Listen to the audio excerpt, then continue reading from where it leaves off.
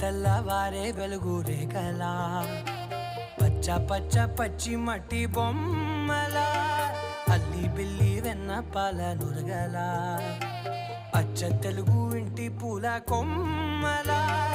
దేవదేవుడే పంపగా ఇలా దేవతే మా ఇంట అడుగే పెట్టెనంట బ్రహ్మ కళ్ళలో కాంతులే